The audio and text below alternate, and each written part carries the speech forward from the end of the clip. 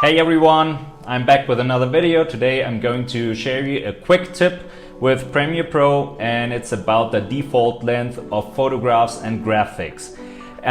It's not just that I want to share you how to do it, but I decided to make a video because there was a little bug or an error. I don't know if it's maybe if that's the way they wanted it. Thing is, I was asked to do a slideshow with photographs for my church, and I started doing it, nothing wild, pretty easy. I put all the photographs into a bin and then put them on the timeline, and I noticed, okay, that's the default length, which was 4 seconds. I don't know if I had put it like that or if that was the Premiere default, and that was not the length that I needed.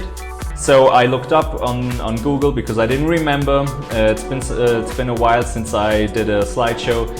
So I had to look up how to change the default length. It was pretty easy. I will show you how to do it, but there was one problem, and I like to demonstrate it to you and show you a solution that I came up with. Okay, for demonstration purposes, I will just use some of my personal photographs from my wedding last year. Let's drop the first one on the timeline, and you will see it's 5 seconds. Which was the default right now. So we go to Edit, Preferences, Timeline.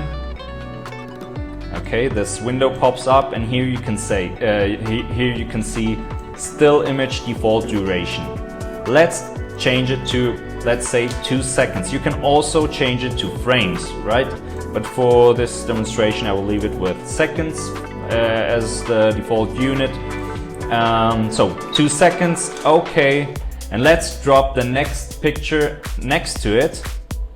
And okay, it's still 5 seconds. So what's the problem? I tried restarting the computer, I tried restarting the software, and nothing changed. So I found that, I don't know if that's the only solution, but if you just take all these photographs, I will not take all of them, just so you can see the difference.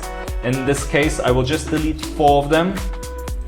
Yes, and now let's bring back the 4 which I deleted, put them back into this folder, and now let's take this one, and yes, it's shorter now. So in order to make it function, you have to delete the whole photographs, what's inside the bin, and put them back into the bin.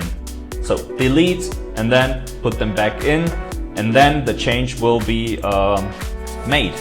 So just to see, the one that I did not delete, it's still 5 seconds long. So the change did not affect the ones that I left in the bin, only the other ones that I did delete and then put back inside.